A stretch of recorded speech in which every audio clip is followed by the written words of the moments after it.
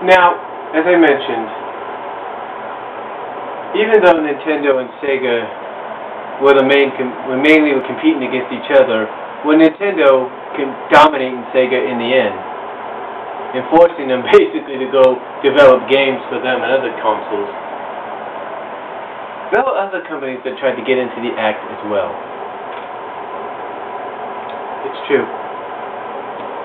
As a matter of fact, I owned one of the game consoles for these small competitors. One of them, most notably, was the NEC, and that system was known as the TurboGrafx 16. This was introduced as the very first 16-bit system, even though Sega had a 16-bit system coming out as well. Yeah. And just like with the Sega, the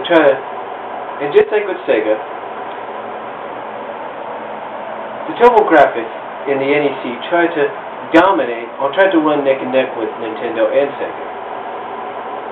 One of the things that the TurboGrafx did was they gave you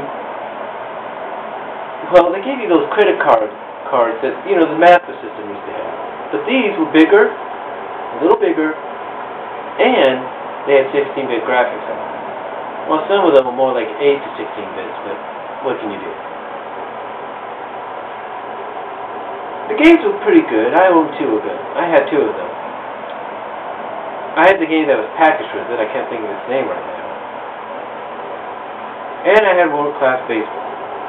And yes, you were able to rent games for it as well. But you had to be careful with the cartridges, because they were small. Because they were little credit cards, you know what I mean?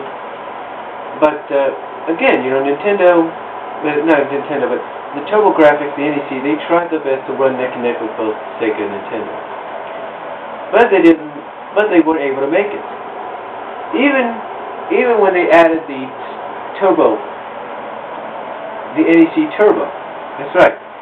Basically the CD adaptation for the TurboGrafx, where you're able to play CD-ROM games, they still weren't able to do it. They even came out with an entirely different system for the TurboGrafx CD-ROM called the Turbo Duo. But again, they still weren't able to, run neck and neck. I mean, they tried, but in the end, they failed. Another company, though, that tried to run neck and neck with them was SNK. Now, SNK you might know mainly for its fighting games, and for the fact that they did a couple of crossover games with Capcom. Its video game console was the Neo-Geo, and its cartridges, from what we have seen, were huge. But according to some, the graphics were okay. The graphics were fine. But just like the TurboGrafx and even the Atari Jaguar, the Neo-Geo, the SNK, decided they needed to add on a CD-ROM to prove that they were just as good and they could run neck and neck with Nintendo and Sega. But unfortunately, that didn't help matters, and they ended up in the retirement home, if you know what I mean. Then, of course, we had another game console come out, but this was actually put out for was basically put out by different companies.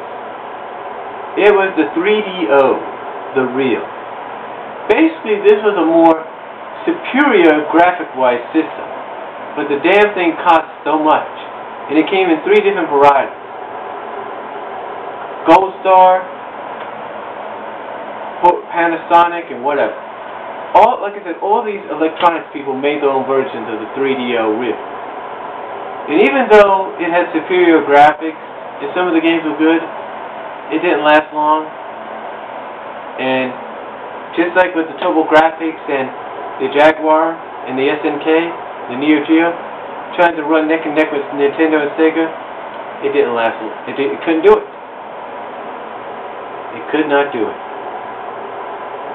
And no game consoles would be able to run neck and neck with those two until 1995, when Sony got into the act and introduced us to the PlayStation.